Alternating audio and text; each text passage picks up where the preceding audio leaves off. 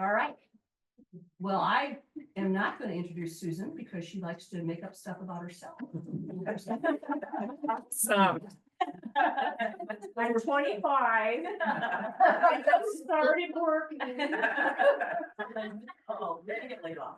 Yeah, my boss isn't here. He's not online, so I'm safe. Good. So I'm not, yeah, thank you. So we're having a little technical difficulty, so I'm not gonna go back to my first slide, which just has my name on it.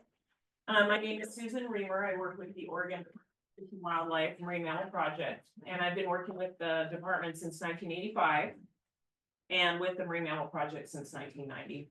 I started in Newport, went up to Astoria, then down to Gold Beach, and I've done a variety of different projects and studies.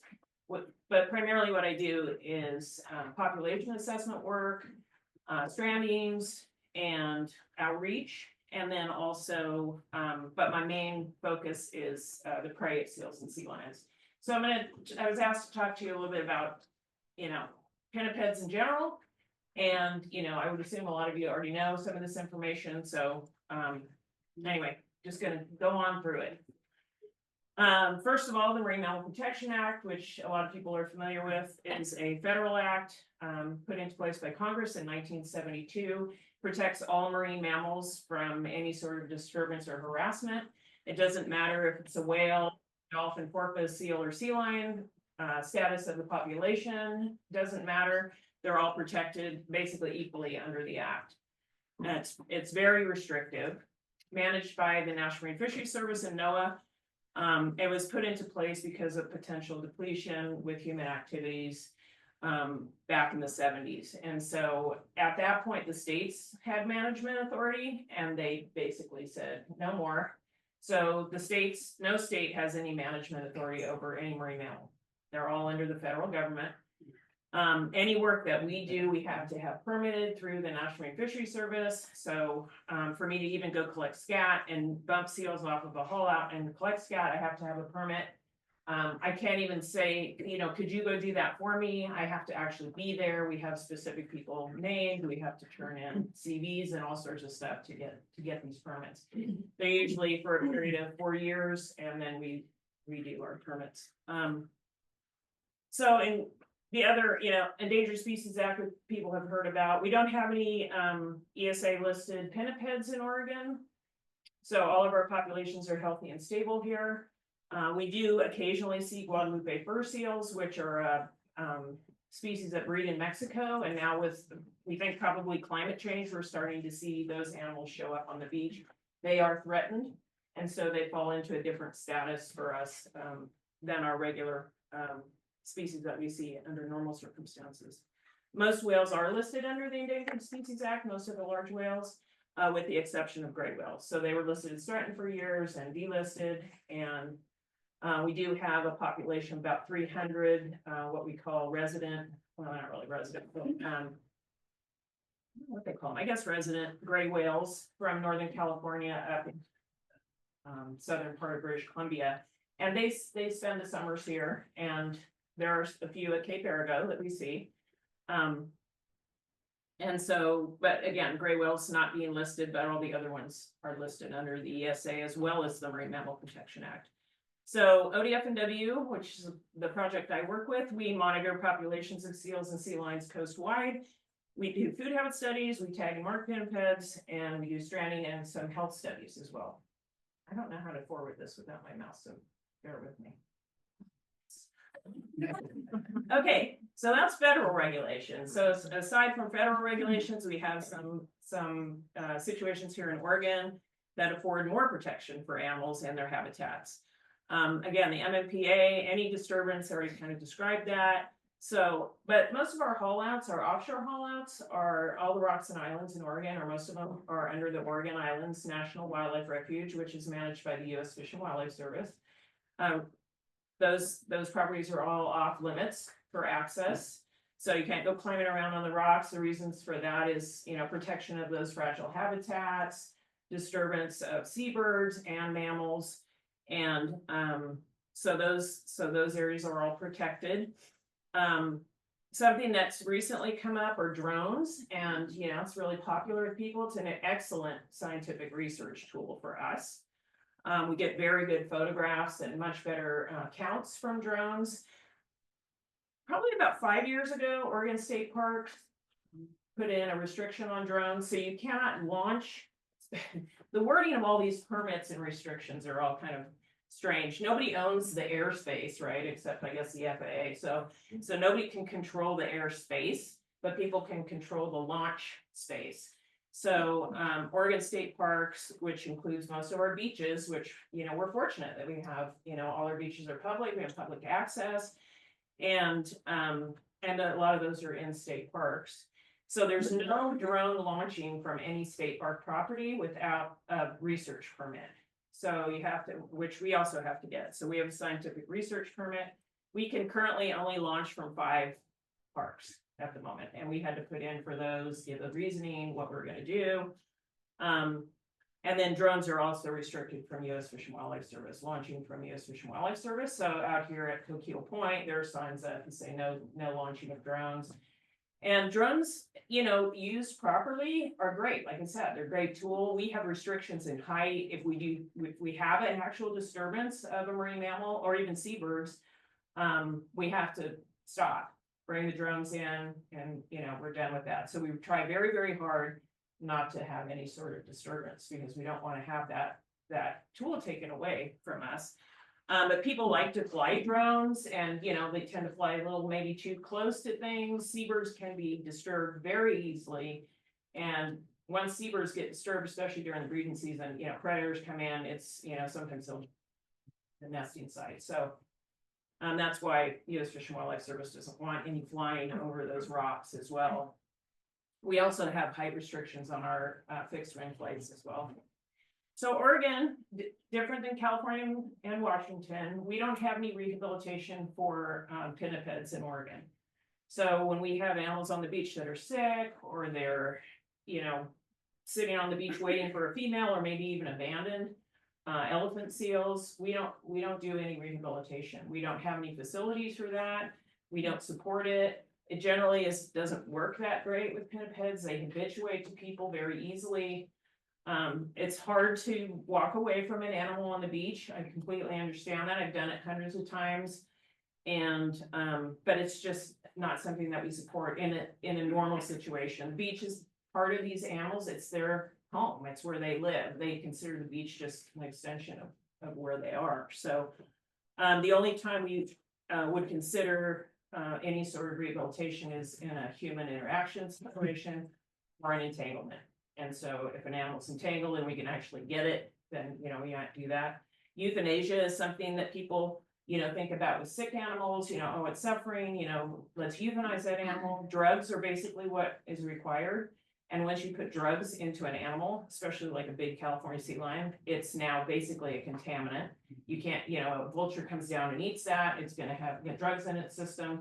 So again, we just like to let animals, let nature take its course. Sometimes they survive, and that's just, how that goes. So pinnipeds, what's a pinniped? Fin-footed mammal, blubber, they have hair, sensitive whiskers. We have 2 families in Oregon. I don't know why I keep looking there, because I actually have all these here.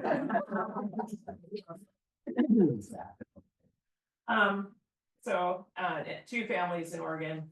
They're semi-aquatic, so they spend part of their day out of the water, part of the day in the water. And so obviously being out of the water on the beach, no big deal for a seal or sea lion. If it's a cetacean or a whale or a porpoise or something, obviously not a good deal.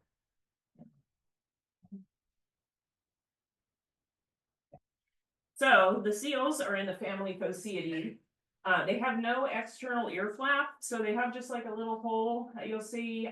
They have the short front flippers, which is easier to see from a distance, and their hind flippers rotate to the back. So their propulsion is in their hind flippers. They swim like this. They have a lot of energy and strength in their hind flippers.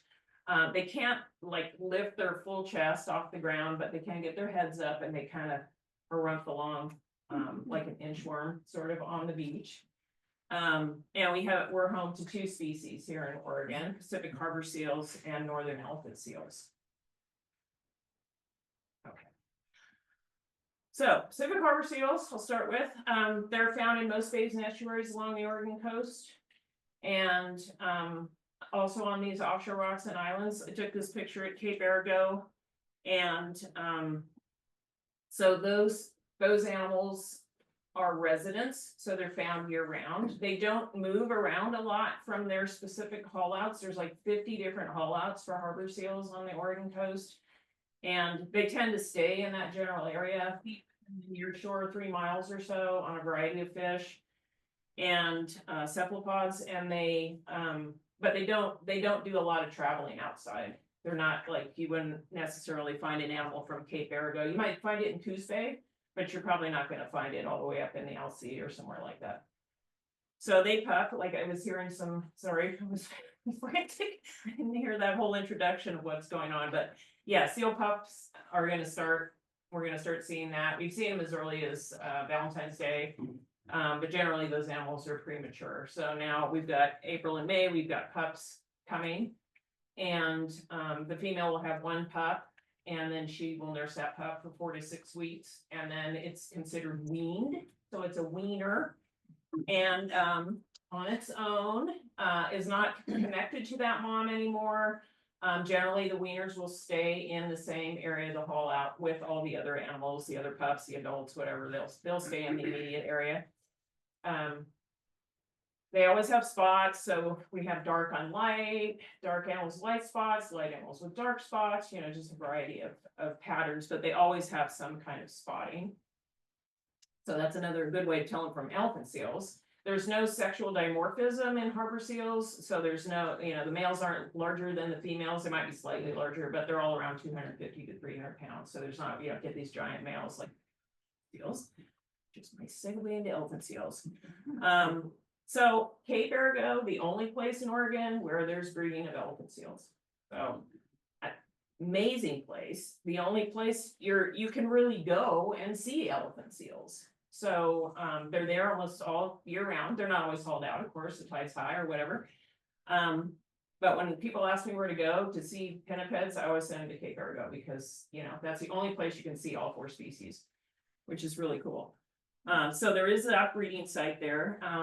Elephant seal is a little different than harbor seals. They pup in the winter. So December, January, they're having a pup. Generally out on Shell Island, maybe on the North Cove. I'm assuming you guys are familiar with Arago. So, and then they are nursed on a very high fat milk. They gain a lot of weight very quickly. And then at about, 6 weeks or so, the females that's it. We're done. Just no more for you. And those pups will weigh, in at 300 pounds at that point. They're huge. I had a friend that worked at Año Nuevo years ago, and she told me that the pups would get so fat down there that their flippers didn't even touch the ground, that they were like a big balloon in there. And she said, so then they go through a period of starvation. So they start to starve, which is like so kind of sad, but and they're on their own. So they go through this period of starvation, and then they figure out how to eat, or they don't at that point. Usually if they get to that weaning, at least once they hit that weaning point, they're probably pretty good to go. They'll find food in that general area. And, maybe survive. They may not survive that first year, it's hard to say. But if they don't get to weaning, they're very unlikely to survive because they're not going to get through that starvation. They're not going to have that weight, to put on.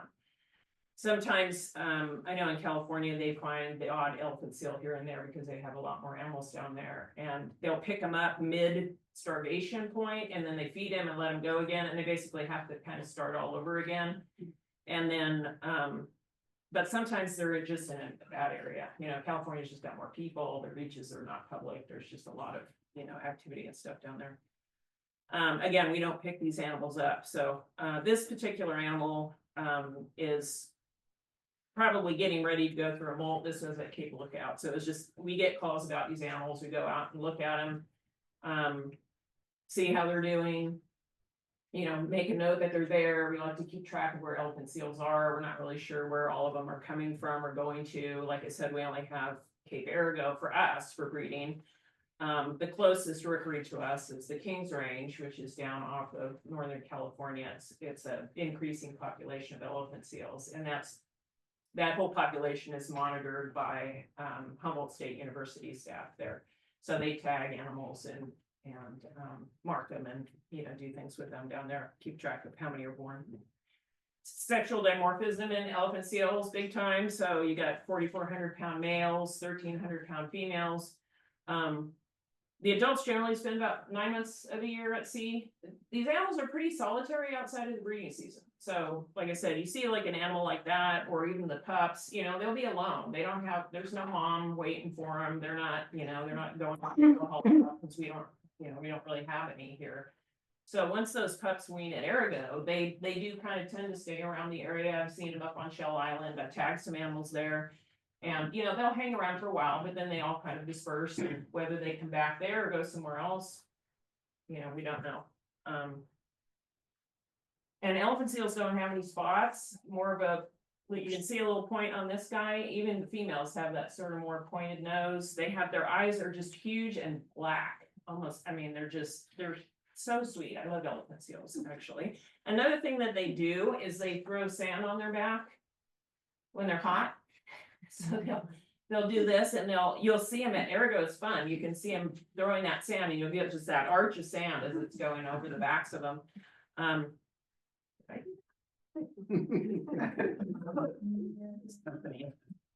Okay. Anyway. Oh, Wow. That's very weird.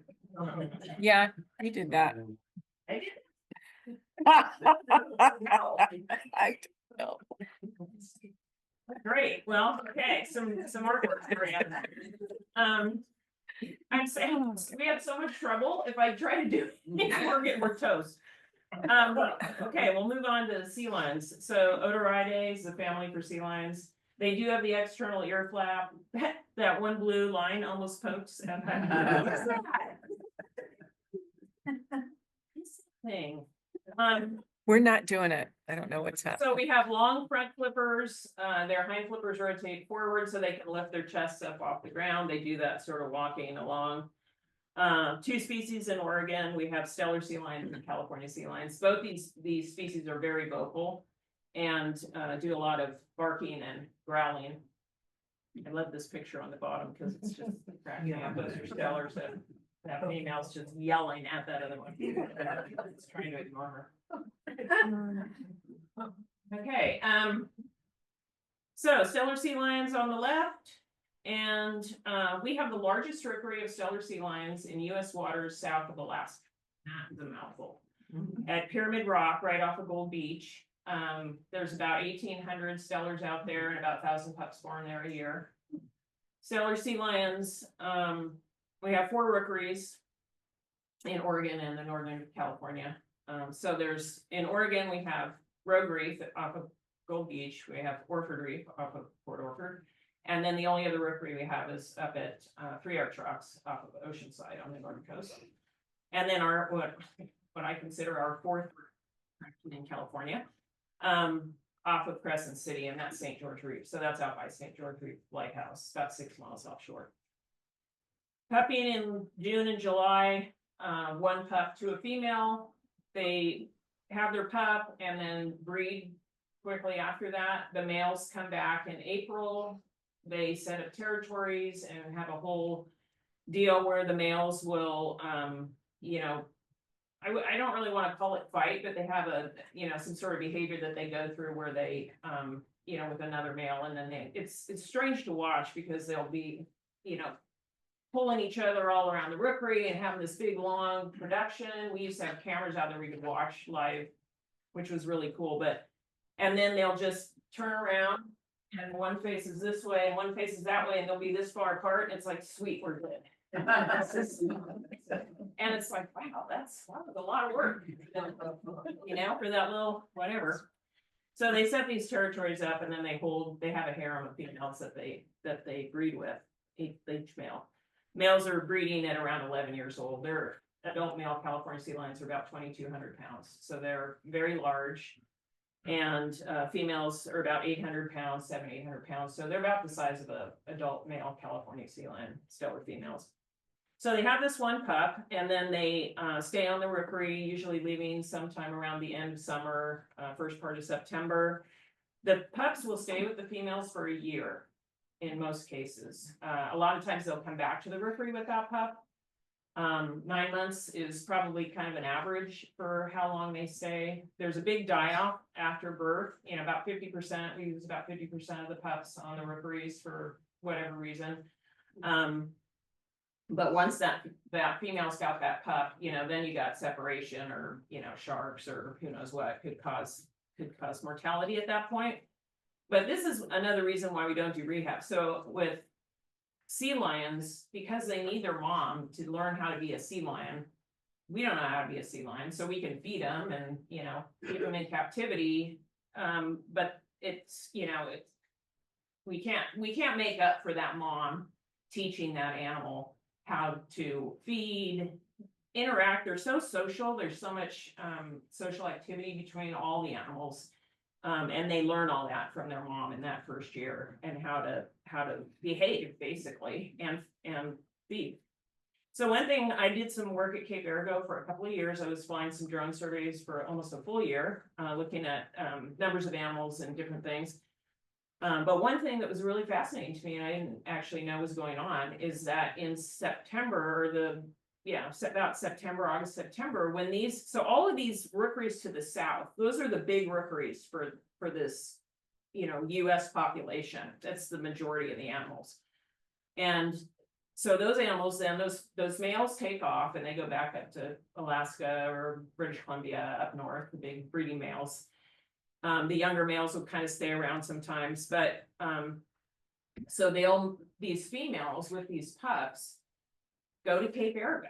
So I've got some surveys that I've done in September where I have 1,000 what we call non-pups, which is kind of, what it sounds like. It's not a pup. But mostly females, and then I've had 1,000 Steller sea lion pups at Cape Arago on these surveys, and that's probably more than half of the pups produced in Oregon are at Cape Arago with those females. They hang out together, they're rafting up together, and they stay there for a month to 6 weeks. And, in my opinion, so those pups are pretty young still in September. So they're born July, it's now September. They can swim and they can go and do things, but they're not that big. They're still growing.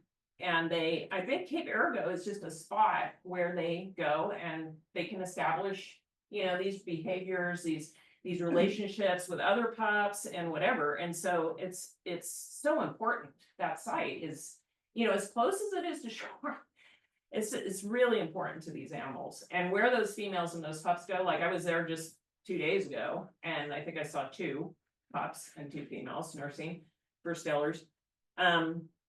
Where they go after that, we don't know, but they do disperse further on. We've seen them north of sea lion caves. They do go to sea lion caves as well. So probably some of these offshore rocks. But anyway, but Cape Arago is super cool for that. So California sea lions do not breed in Oregon. 99% of these animals are going to be male. They breed in the Channel Islands. Population is very, very large. And so basically after breeding, the females and the pups, I find this really weird too. So the females and the pups stay in Southern California on the Channel Islands. They may go as far as like San Francisco, but they don't go anywhere else. They're like, that's never, ever. Like they live in LA basically, right? They don't go anywhere else. And I think that's odd, but whatever. Anyway, and they keep their pups for a year as well. But anyway, then the males leave. So the males all disperse, including the young males. So they all, not the pups, but like a yearling or a 2-year-old animal, they all disperse and move north. So they go into Northern California, Oregon, Washington, British Columbia, and now also up into Southeast Alaska. And that's a foraging strategy. So they're moving, they've got to get out of that Southern California area and move up into here, into the Pacific Northwest and further for forage. So they can, and then they feed, and then so they come through, they start moving, we start seeing them mid-August, big pulses of animals moving through. And then in the spring again, we'll see again, big pulses of these animals moving back because they have to go back past us to get to California. We do have some California sea lions now that remain in Oregon in the summer. When I started in '90, we would say, oh, all the California sea lions are gone, in the summertime. And no, not anymore. So you will see California sea lions at Cape Arago in the summertime. How do you tell them apart? Oh, yeah, sorry. So Steller sea lions are these lighter animals. They look almost silver when they're wet. California sea lions are very dark, although you can see there's two different color phases. Those are both California sea lions on the right. They do tend to kind of bleach out when they get older, but California sea lions have this really steep forehead, so they look more, they say dog-like, and Stellers look more bear-like. The Stellers have much more sloping foreheads. California sea lions kind of go like this and then straight up. They develop what's called the sagittal crest in their skull, so they have this bony protuberance in their skull, which is why they have those knots kind of on the top of their head. And for whatever reason, that bleaches out as they get older, so they get this sort of like bald spot looking thing on top of their head. And they bark, so the barking, bark, bark, bark, bark, bark, those are the California sea lions.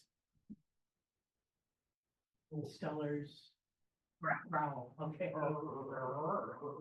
You can, it's cool at Arago, you can hear them. I mean, sometimes if the wind's just right, you know, and there isn't just this massive barking going on, you can hear the males, especially in the summertime, because the big Stellers in the summertime at Cape Arago are definitely growling and carrying on. So we're only gonna see male California ones? Only males, yeah, primarily males. We do occasionally now see females. But it's pretty unusual. I think, I don't know, in the stranding records, it's, you know, under 50 in the last 30 years or something. And I think 50 is actually high. I think it's fewer than that even. So yeah, you're gonna see all ages of males, but primarily male California sea lions.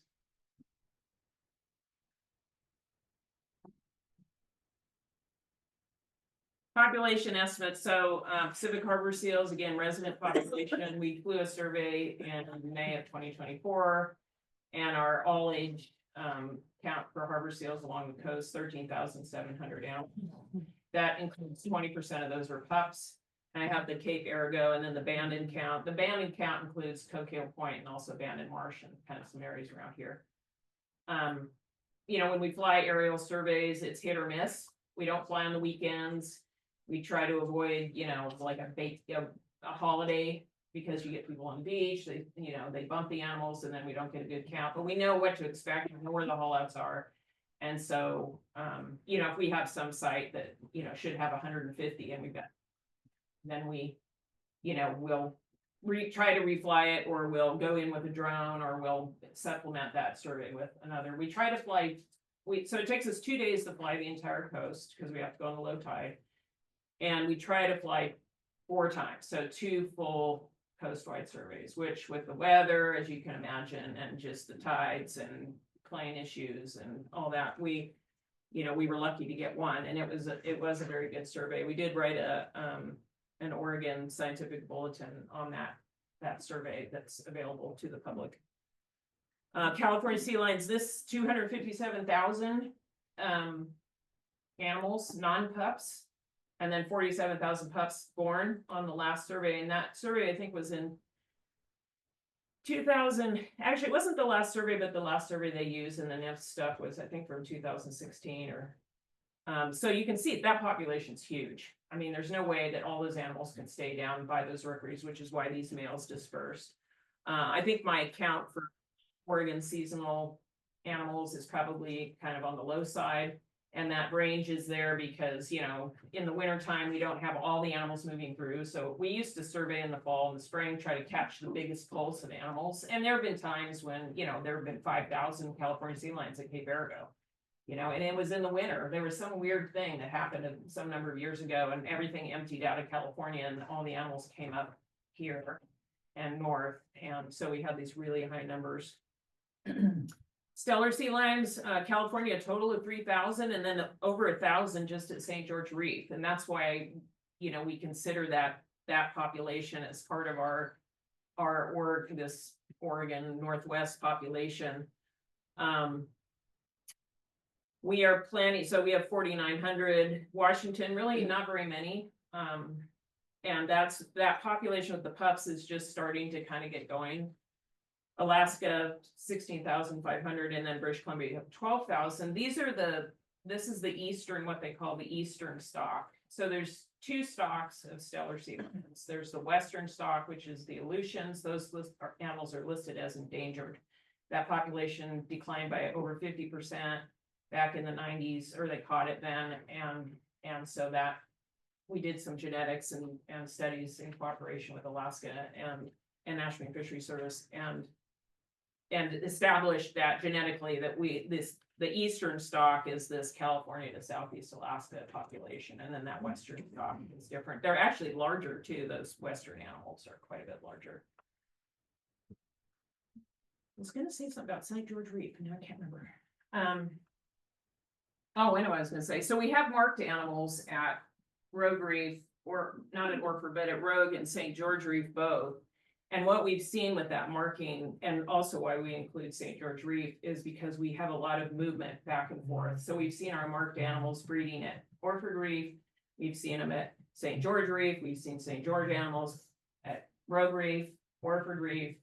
A lot of movement. We actually have one animal that we marked at Rogue Reef that's been breeding up in Southeast Alaska. And there's a guy that works up there that used to work with us. And he watches it, sees it every year. So I think it's at White Sisters. So there's some movement, but most of them stay in the general area. Okay. So, Cape Arago, what species do you see? These lines are killing me. So all 4 species, sometimes 5. These are northern elephant seals. And those 2 in the back are the pups. This was a couple of years ago. And then in the front, there's a male and then a female. As you guys know, if you've done observations there or been there volunteering, you know, those elephant seals on the low tides are generally as far up on that beach as they can go. And that's kind of what elephant seals do. They do it on the beach too. They'll go as far as they can go till they hit a log or they hit the bank or they hit something, and then they'll stop. They tend to stay out of the water longer than harbor seals and sea lions do. Sometimes, especially if they're going through a molt, they can stay out of the water for weeks. California sea lion, again, a dark animal. That's a typical California sea lion posture. Head thrown back, the nose up. You can see that more of that sloped forehead in that picture. That animal's actually tagged. Seals are tagged in the hind flippers, sea lions in that front flipper. So,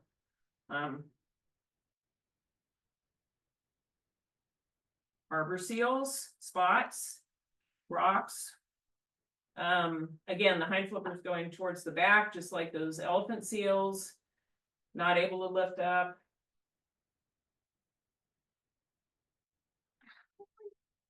I hate these things. Okay, well, anyway, there were Steller sea lions in there. So this was a day I was at what I call the South Ledge. So it's that rocky protuberance just to the south of North Cove there. I don't know what's actually called North Cove Beach that you can walk out to. And so on the left is a Steller sea lion. On the right is a California sea lion. Again, you can see that head really clearly with that animal and more of a bear-like with that one.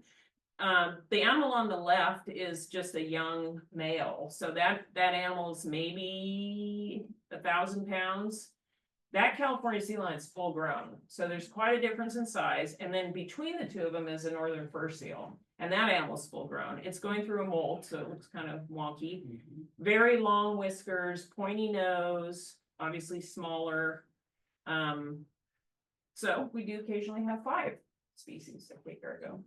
We used to have there was a fur seal, if anybody's been around for a long, long time, like me. There used to be a male fur seal that came to Cape Arago and set up a territory there. And it's kind of sad because there weren't any other fur seals. And he would sit there through the season looking so beautiful and waiting for someone to come along. Never did. And I know probably a lot of you know Jan Hodder, and Jan, we would kind of chuckle about that because that poor guy, he would sit there and wait. So what are they doing? So, you know, these are just questions that I got when I was out there. You know, they porpoise. So this is a California sea lion jumping out of the water. You know, probably took 400 pictures to get that. And then these harbor seals, they actually sleep in the water like that. So they'll just come up and they take a breath and then they sink back down. That's just right off of North Cove there in the water, where it's really still. And then this other behavior on the right is what's called rafting. So these sea lions will put a front flipper and a hind flipper out of the water. They get in these big groups sort of linked up and they float around like that. And that's a thermoregulating. So if it's cold, they put their flippers up and the sun will warm the blood in their flippers and then warm them up. Or if they're hot, the wind will cool off that blood and they cool off that way. So, but it's a way of resting and sleeping during a higher tide. This is obviously a very rough day at Cape Arago. And so you'll see that behavior a lot, mostly on, like I said, on the higher tides. And this was in September when all those sea lions were around. And then this is that same day, and those are Steller sea lion pups. So those are those 1,000 pups. I mean, this isn't 1,000 pups, obviously, but it was really weird. I watched this, I've seen it now 2 years in a row, and I think, they're kids, right? And I don't know what was happening, but they were rafting, and then these gulls were coming down, and those pups were actually jumping out of the water, trying to grab those gulls, and then the gulls would fly down, and then they jump out again. It was very weird. And I have no words. I don't know what they're doing. They're just having a good time, I guess. But again, just in these big groups, they're so gregarious and they just very social animals. So how do we survey pinnipeds? Kind of talked a little bit about this, but we do fixed wings. This is a GoPro. We run a GoPro video the whole time that we're flying, and then we have still shots of our different locations. That's Cape Arago from the air. And then on the right, we have drone flights. So we do our drone flights more on localized areas that we want to focus on. We currently don't have a coastwide drone survey because it's hard to get to every spot with drones, but that's how this is going to be really good. So this actually has arrows, so this will be fun. So my arrows should be in red, so ignore the blue. So how many are there? I mean, everybody's always asking me that. I'm sure you guys all get asked that, how many animals are there? Obviously you can't tell from shore, and this is why. So if you're looking at that from an angle, you're not seeing everything. There's also lots of animals on the back. And so we fly these drone surveys. So this is what I would count on the right, and it is a count, actually. I put an arrow from those elephant seals to the elephant seals from the vertical shot. And then we put it in ArcGIS. We run all these photos through a program, and then we put them in ArcGIS and then count every animal that way. It's tedious, but gives you good information. And this is where those drones are really helpful. So this is the count from this particular survey in June. So because it was summer, there were actually territorial sized adult. Well, they're not territorial because they're not on territory, but they're adult-sized Steller sea lion males. Arago is not considered a breeding site because there are pups born there. We get, I think as many as 12, maybe 16 occasionally, sometimes only one. Well, this was one, but it's not considered a breeding site because you have to have at least 50 to be a rookery. So there are places where Steller sea lions have pups.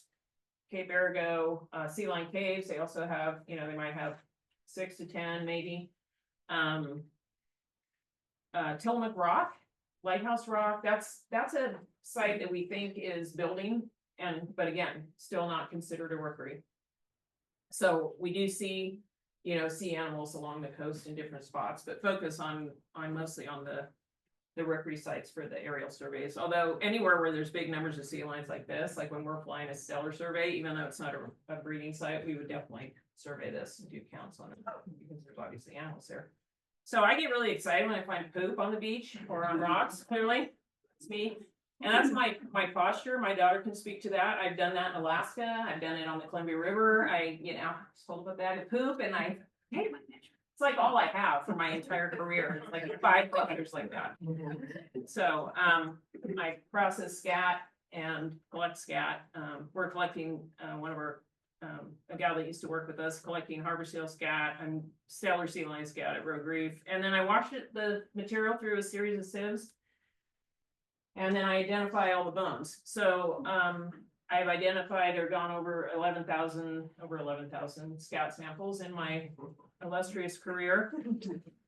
And sometimes I go to meetings and people go, "Are you still doing scat?" Yes, it's so cool. And they're like, "Okay." Anyway, this is just kind of a summary of the samples that I've collected. So we've done a lot of collections for all these species: harbor seals, California sea lions, and Steller sea lions, and in a variety of different locations. It'll be part of a study or opportunistically. And at the bottom here, it shows the prey types. So that's the kind of variety of food these animals are eating. So 103 different species of fish and cephalopods for harbor seals, 77 for California sea lions, and 78 for Steller sea lions. So answering what these animals eat is they're opportunistic, right? So they're going to eat, what's abundant and what's available. And that could be big schooling prey. It could be, it could just be, out of Rogue Reefs, we'll see rockfish or things like that. In the Rogue River, lamprey, when the lamprey is running. Also in the Columbia River. Columbia River right now for Yulicon, crazy. Lots of animals up there. Newport right now with the herring.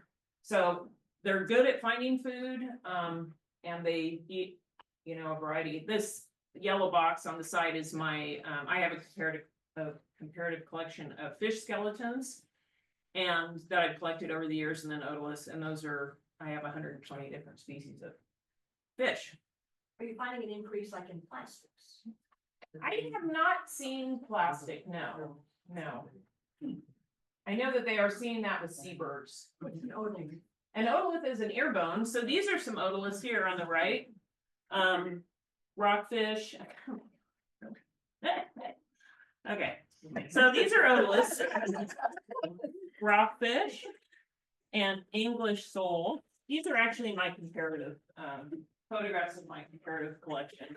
And this was a study I did in the Rogue River during COVID. So, during COVID, nobody could be around anybody. And guess what? Nobody wants to be around you when you're collecting scat and walking with scat. So I was good to go and didn't have anybody help me, but that's okay. So from almost 2,800 samples, this is the whole. Oh, thanks. Oh, it doesn't show up on there. Oh, of course not.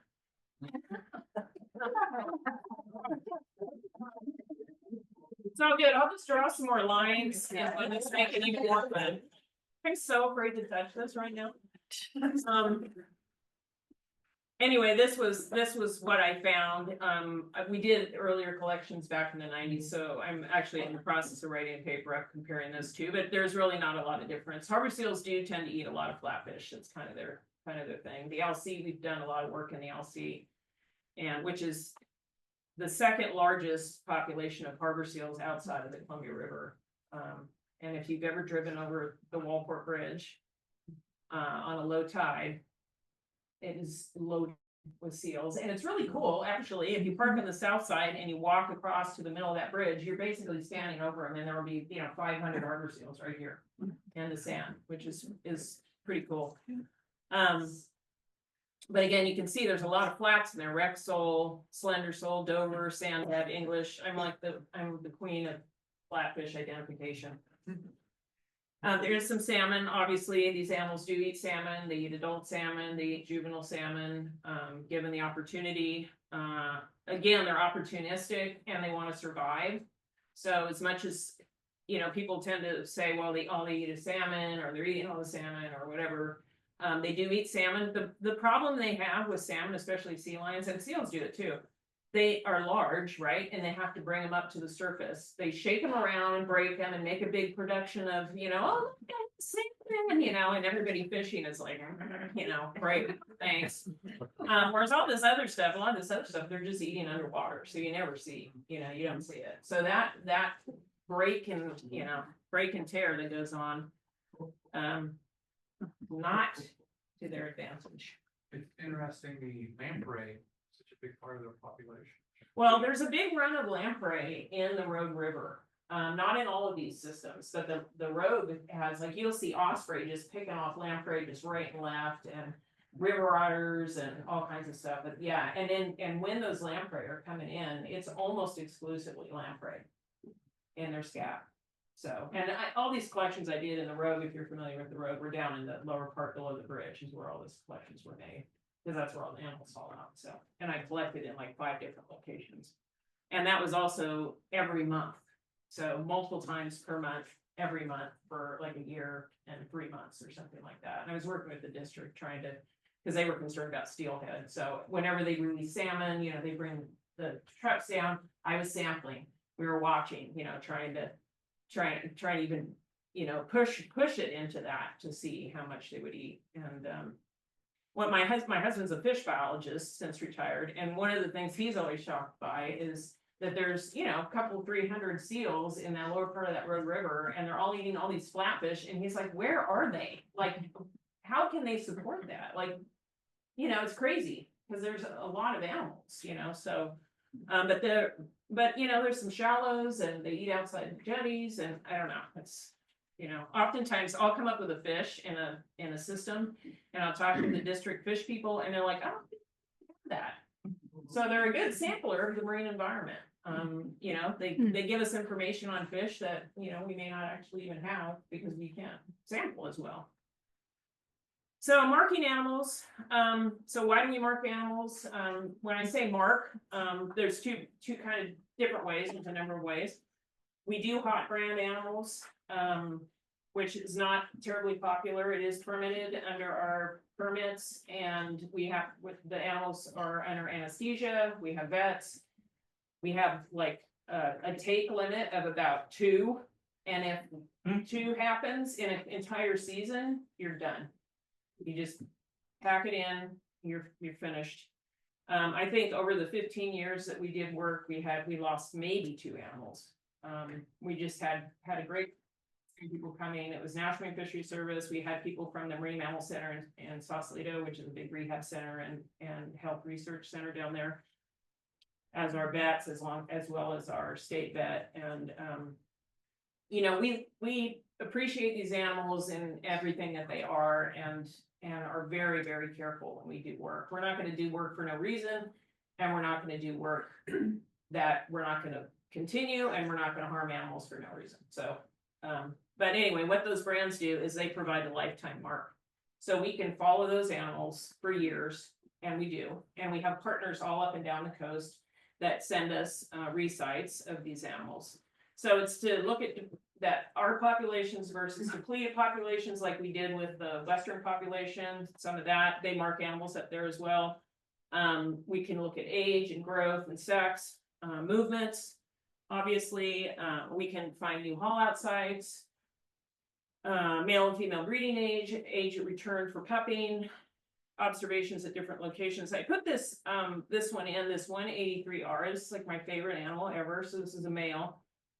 We think this is actually the oldest Steller sea lion that at least it's been marked that we know of. This animal lived to be 22 years old. The last sighting was in April of 2024 up in British Columbia. He showed up at Cape Ergo, followed by a group of orcas, and this massive animal. I mean, huge, 2,000 plus. He was done breeding, but he was there. It was in 22, I think, is when he showed up. But if you look at that animal, an orca, on YouTube, he was actually just beaten by a group of orcas up in Washington, and happened to be a branded animal. And they have pictures of his brand. Everyone thought he was dead. They call him like Hercules or something. But it's just fascinating to see that. And these orcas just, I mean, it was crazy. I mean, nobody understood how he survived, honestly. It was, no one's ever really figured out what was going on there, but like things like that, we can discover and see, and we can observe from a distance. So we don't have to get close. We don't have to read tags. We can see from a distance. We can use cameras and drones and all sorts of things to get those resites. Some animals are marked as adults. Those are juvenile animals. Some are marked as adults. In the Columbia River, we're still doing a little bit of branding. Those animals, so all these young animals, for Steller sea lions and California sea lions, are all marked on the left side. So they're flipper tagged on both sides. The left side has the brand. And then if they're marked as an adult, the brand is on the back.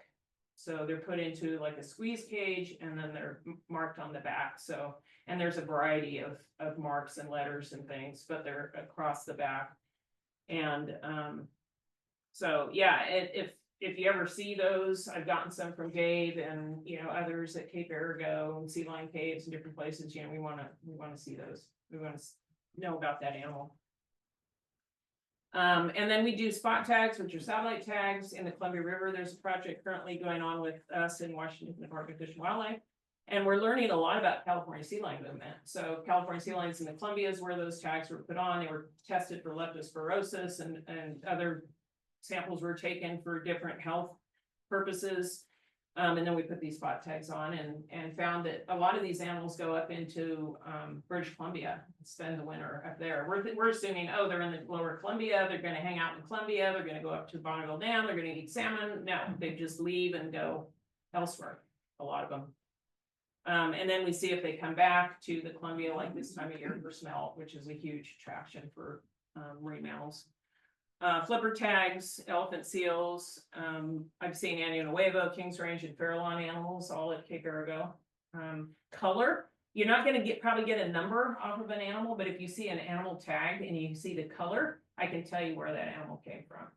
So pink, green are kind of the standards for elephant seals, and then the ones that we tagged are a really bright yellow color. And then rehab, we do see rehabilitated animals at Arago and other places, and those tags are always either orange or red. So this was our study for Steller sea lions, started in 2001, and I kind of I've talked a lot about this already, about Stellers and the Western population and all of that. So, and then the listing and delisting. And so in 2001, we started marking animals at Rogue Reef and St. George Reef, and all of those animals have a number and then an R, which means they were tagged at Rogue, or they have a Y, which the early animals at St. George Reef were tagged with a Y.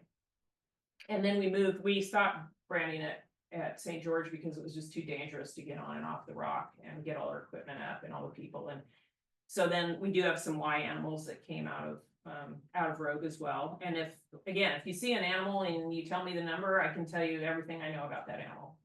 I can tell you where it's been, if we've seen it before, and all sorts of things. So we did 1,608 pups from 10 different cohorts. That means 10 years of actual survey or birth years. And those, we went every other year to reduce disturbance, again, under all permits, including with U.S. Fish and Wildlife Service to even access that rock. And then we had cameras up. We had live cameras. My daughter's here. And she was a little kid and she called it Sea Lion TV, and they were live feed cameras on the rookeries. We could move them, zoom in and out. We were watching females pup. We got a lot of information on pupping, timing, and all the stuff we know about Rogue Reef we got from those cameras in this study. Basically what these females do, the food habits for pyramid rock. I published a paper on Steller sea lion food habits for Oregon, but in the summertime, these females are feeding almost exclusively on hake. So they're going about 60 miles offshore, they're feeding on hake, they come back, they nurse their pup, hang out for a couple days, go back offshore, feed on hake, come straight back, nurse their pup, back to the hake. So like 98% of the scat in the summertime, because the males don't feed, is from the females, and the majority of that was hake, 98% was hake. Sometimes there's a female that doesn't have a pup, so, you know, I find a scat like that, it's got rockfish or lingcod or something in the river or whatever. That's just an animal that's kind of milling around, but it doesn't have a pup. It's just feeding, you know, on some other stuff. It's funny, you can find out a lot of stuff from scat. So we had those live feed cameras, and then following that, we put stationary cameras. So we had 4 cameras out there, and they were taking photos. We started at every 7 minutes, all four.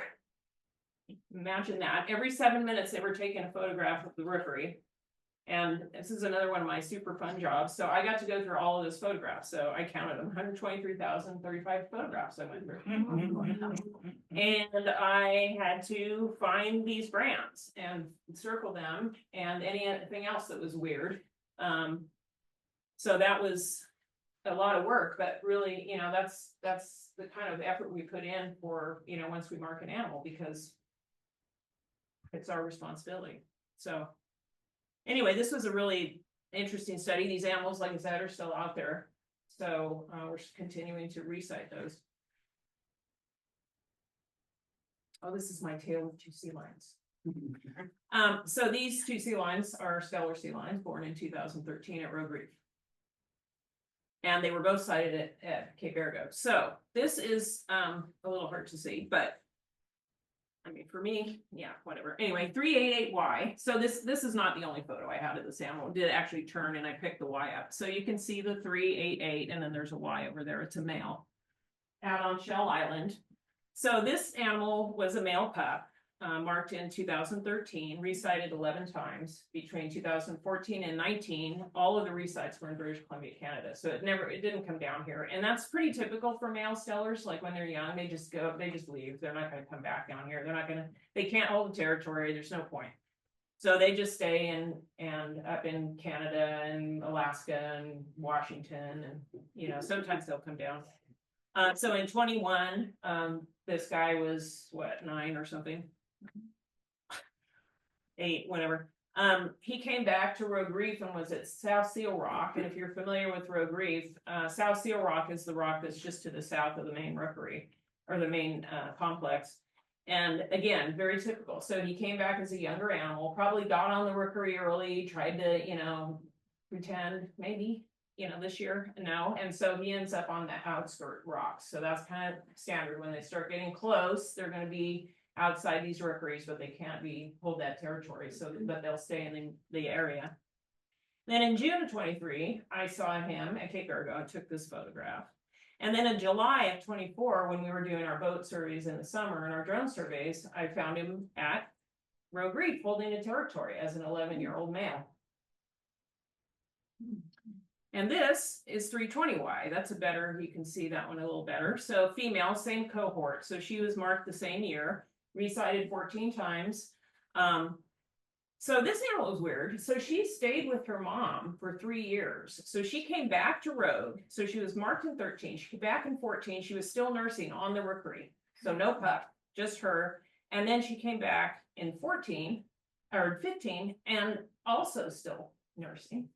She can feed on her own. She is now nearly the size of her mother, and she's still, and we have photos of it. It's crazy, and she's nursing. So that happens sometimes, I guess. And it could be that female didn't get bred, or this animal, got rid of the pup. Like, no, you don't want one. Not sure what happened, how that happened, but it's pretty unusual to have them be nursing for that long. And then in spring of 2017, she had her first pup. So we have photos of her with her nursing her own pup, not with her mom anymore. And then in August of 22, she was at Arago, out at Simpson's Reef in August. So this is after breeding, and I don't know, she could have had a pup or maybe not. But then actually she showed up in June of 2023. She was on the South Jetty and she had a juvenile. So it's likely she had a pup here, and then she did not go back to Rogue for some reason the following year. But she had her juvenile with her at the South Jetty, the Columbia River. Again, just an aerial survey, caught the brand. And then that same year, in July of 24, last year, there they are together. So I circled them in red. So there she is, 320Y, 388Y is right behind her. That's his harem right there. So there's a female and a pup here on the left, another pup, another female. So that's basically what the harems look like. So there'll be like a male in the middle, and then these females kind of on the outside with all their pups. So I thought that was crazy that they just ended up back there, both from that same year. And so he's 11 years. This is his first year at holding a territory there. And that was last summer. So we'd expect to see him again this year. So again, tagged and marked pinnipeds. On the left here is actually a King's Range female elephant seal. And I circled that in red. So that's actually writing. It's upside down. I was taking a picture of something else. I didn't see it. I took it back. I was looking at my computer and I was like, that looks like words. Like, what is that? Zoomed in, and then I knew it was an elephant seal. So I reached out to Humboldt State and talked to the researcher there, Dawn Goley, and she said, oh yeah, that's one of our animals. And I was like, so you're writing on elephant seals? Like, how did you do that? And it is bizarre. So they have a block of wood on a long pole and they use hair dye. So this was light. So they use black hair dye. They write backwards, right? And then touch it as lightly as they can so it doesn't move. Hold it there for a bit and then let it go. And then once it molts, it's gone. But that's how they keep track of the females and the pups. And I was just like, crazy. So I've seen them since then. So she either uses blonde or black hair dye. I've yet to get down there and watch this, but the writing backwards with hair dye on a board and then putting it on an animal that's moving, I'm oh my god, that's awesome. That's crazy. So, and then to find, I actually see it. It was pretty funny. But anyway, and then this animal in the middle is a pup at Cape Arago, and it's got the yellow tag. That was an animal I tagged in 22. And then on the far left is it's hard to see, but there's actually a brand on that California sea lion on the back. And it's got a flipper tag. Those flipper tags are easy to see. So that's a good, if you see a tag like that, you always want to kind of look for a mark on the animal because it may have a brand. It may just be tagged too. Sometimes they just have tags. But again, front flipper and hind flipper for sea lions and seals. Okay, so you guys have no doubt dealt with stranded animals over the years. Best advice, just to leave it alone. If you want to report the animal, I know like down here at Coquille Point, there's a lot of human interaction, and I think people work with Jim Rice pretty closely, and that's his number for the Oregon Stranding Network there. And get a good photo. People sometimes send me videos. Videos aren't great. I can't usually see them on my phone. And, if you just get a good picture of the entire animal from the side or, we can ID them anyway. So, somebody sends me a photograph of an animal, or oftentimes I'm talking to somebody on the phone and they'll say, oh my gosh, I was walking on the beach and I know where this is going. I was walking on the beach and I thought I saw some driftwood and then it raised its head. And I'm like, sounds like an elephant seal. And was it throwing sand? Yes, it was weird. It was throwing sand on its back. And I'm like, send me a picture. Elephant seal. Every time. So, but anyway, good location and directions. And the other thing I found that's super helpful for me over the years is so the close-up of the animal's great, but if you can get like a house in the background, like where it is, or a rock, or something that I can, because a rock and a house is a lot easier to find than an elephant seal or a harbor seal pup that And also I would know, oh, this is where they were and it's gone now, Yeah. So if you get something in the background, that's useful too. You want to stay 50 yards away if you want to stay. Some people stay and want to watch a pup or, tell people, hey, don't go near that or whatever, which is helpful. I always ask people to just stay away, especially with harbor seal pups. I've had people, standing on the beach, there'll be 4 or 5 people and there's a pup like right here and they're just ringing it, standing there looking at it going, oh, what we do? And I look out at the surf and I can see a head just going back and forth of that female. And she's not going to come up. She's not going to walk between your legs to get her pup and take it off. She's not going anywhere near that. So you need to back away, tell people, no, that is not helping.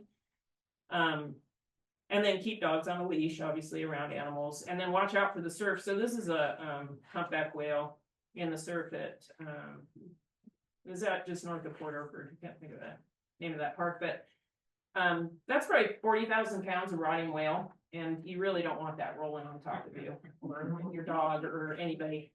So, and I think sometimes people just don't, they're not thinking about it. So yeah, want to stay away from that. That thing was literally rolling around in the surf. And this is pinnipeds, right? If you have a cetacean, like a live porpoise or something like that, we want to know that like right away. Those animals are not supposed to be on the beach. I mean, a stranded pinniped, they're not even technically stranded. They live on the beach, so they're just hanging out. But for a live porpoise, yeah, that's not, no. So that would be something that would be a higher priority. And even a dead one, we like to hear about those. a lot of the people that work with the Australian network are universities, and part of the reason they do the response is so that they can get dead animals to do necropsies on in their classrooms, because there's no other way to do that without a permit. So that's, partly why they do that. Oregon State Parks, Oregon State Police, Oregon State University, Portland State, University of Oregon, all members, ODFW, all members of the Australian network. We all volunteer. We're used to getting phone calls in the middle of the night, get them on the weekends, don't care. I mean, we're used to that. Obviously that's when people are around and about on the beach. So don't hesitate. Don't worry. Oh, I gotta wait till Monday. Nah. Jim's used to it. He takes calls at all hours of the day and night. So those calls are just for your research, not for rescue, right? Well, I mean, to some extent we can help with potentially, like, we're gonna actually be moving an animal this week, because there's an elephant seal pup that's in not a great place, and it's got a lot of human interaction going on, and that animal's weaned, so it's not, there's no need for it to be where it is, other than, like, it's there. So we are gonna be moving that animal before spring break, just to prevent any injury to the animal or whatever. So we do move them. We do occasionally euthanize animals. Like I said, if there's human interaction, we had actually somebody, I didn't think anyone did this anymore, but a woman picked up a newly born harbor seal pup in Brookings last year at Harris Beach and drove it to Ashland. Oh, Then was told to take it back, took it back, and it died. I mean, there's no, she basically killed it. She had it in her car, wrapped up in a coat in a heated car, and it was really unfortunate. And then she put it back on the beach dead, and she got fined. So, which, a lot of times doesn't happen, but, and I honestly, I just can't wrap my head around that, because she must have walked by an 8-year-old that knew that you're not supposed to take a seal cup off the beach, and, park people. She said she didn't know who to call. And it's like, well, anyone, basically. And she took it off Harris Beach, and there are park people there. It's very weird. So it does happen. But yeah, sometimes we'll put signs up if it's in a really busy area, and there are volunteers that work with the Australian network, and they'll watch animals or sometimes try to cordon them off. I guess the parks isn't super excited about, putting tape up around areas, but we've done that. With elephant seals, molting, I'll go out and move, especially if there's a beach that there's driving. I'll go and put logs on either side so somebody hopefully hits a log before they run over the animal. Things like that. So we do respond. We just don't, we're not going to pick them up and take them into rehab.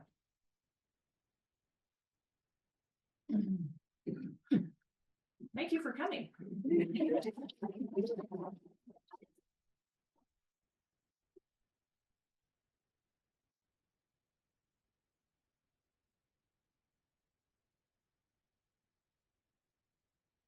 Strander for years. She's gone on stranding. There's a picture of my husband carrying her when she's like 5 to hunt that stranded. Pouring down rain with a little raincoat. So I can answer questions, or sure. I posted a picture of a dying seal last summer sometime. And everybody's saying, who did you call? And that's when I found out it's not an easy thing to figure out Right. who to call. And eventually I talked to someone at the university. He said, what you just said, there's nothing here. Yeah. But maybe that could be made more obvious to the public, who to call, and the fact that they're not gonna be rehabbed or rescued, or. Yeah, we tell people that. That's partly why partly why I put it in this talk. That we have an Oregon administrative rule that doesn't allow for any rehabilitation for marine mammals in Oregon. And so anything that gets done with marine mammals, as far as like picking an animal up, has to go through ODFW and National Marine Fisheries Service. Unless they're listed.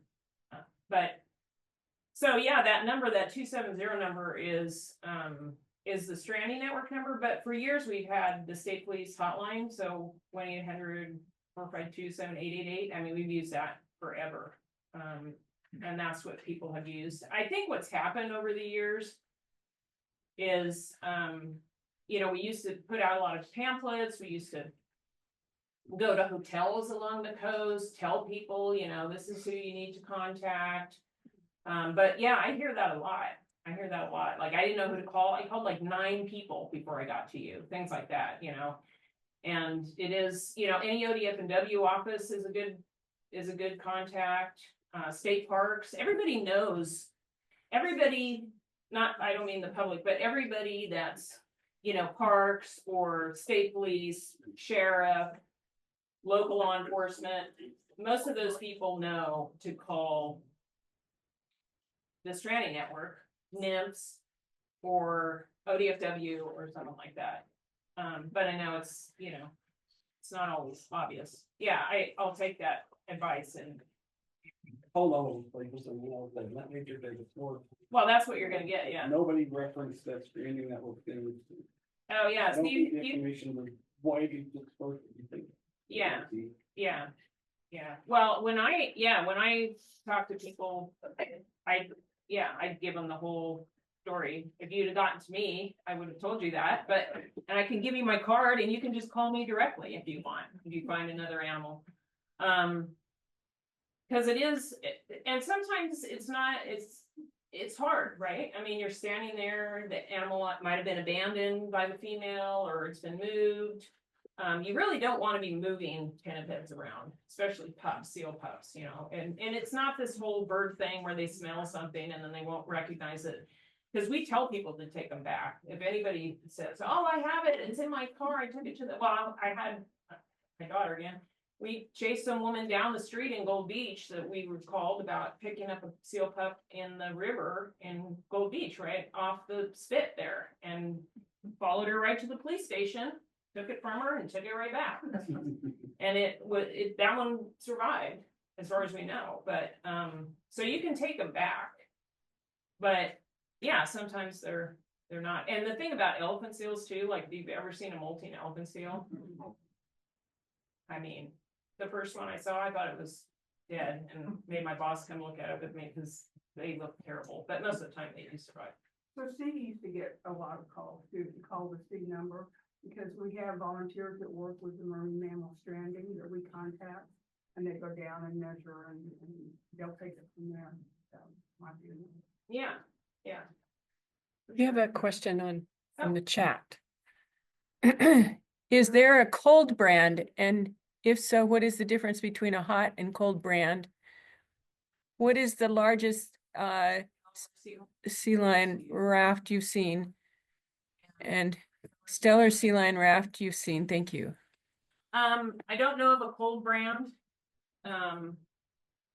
So I can't speak to the difference between the two. And as far as rafting goes, it can be many animals. It could be, you know, upwards of 100. Depends on the time of year and the location. I don't see Steller sea lions doing so much rafting, but California sea lions can be really large. Sometimes people think they're caught in a net or entangled, but they're just, you know, floating around. I was gonna say, I observed 2 weeks ago, right in the Coos River near the sawdust processing area where the ship comes. I thought it was orcas, but then I saw flippers and I thought, well, maybe it's dolphins. And then when I finally found a spot, it was a very large group of sea lions, I'm sure of it, in the river. So right near where some shopping is, everybody. I know exactly where you're, yeah. And so I couldn't figure out if they were fishing or rafting, but all the birds were on the sand.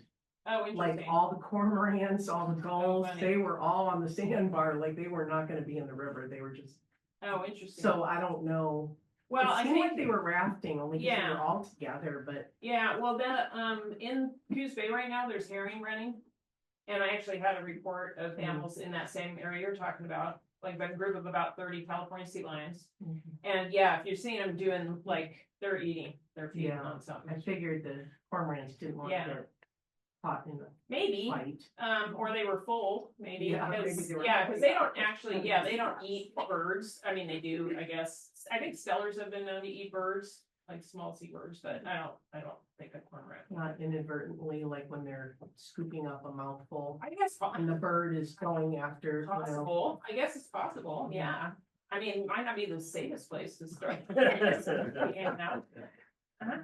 So we were up at Fort Bragg several years ago, and they have this big bridge that goes over from where the ocean that goes into a small little port. And there was a circle of sea lions, perfect circle, slowly, and we just kept taking pictures, and they'd have one flipper up. But then another one might come in, but they joined the circle perfectly. And it's just hours. And so some of the locals were saying, oh, it's a breeding ritual and we come every year to do this. And it was like, Every year.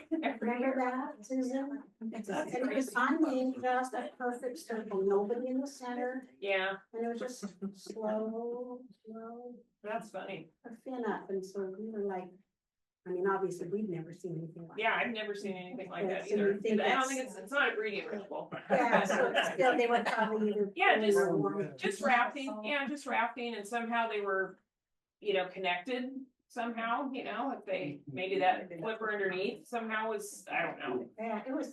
Yeah, so that's interesting to cool, see. yeah. Yeah. Was there any music playing? Our radio. So, I do have a second question on the flippers of sea lions and seals. Mhm. Are they separate? Do they have two in the Yes. back? I'm sorry, in the back. Yes, So they are actually Yes. separated. Yep. The they have a s- tail too. between. Okay. Yeah. So the seals that swim going this motion, Mhm. is that their back flippers? or Yeah, they their have- their whole hind end, they're just going back and Okay. forth like that. And with sea lions, it's this business, so it's those big front flippers and they're, if you ever see videos of them swimming underwater, I mean, it's impressive. They're all great swimmers, but yeah, for seals, it's more the propulsion's more in the back. That hind end. There's little flippers in the front. Well, thank you, Susan. Yeah.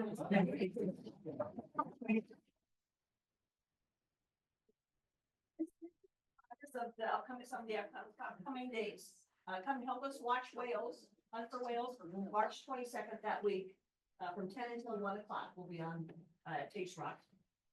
The Harbor Seal Pups, the training for that, on Friday, April 18th at 10 o'clock at Coquille, Point Overlook.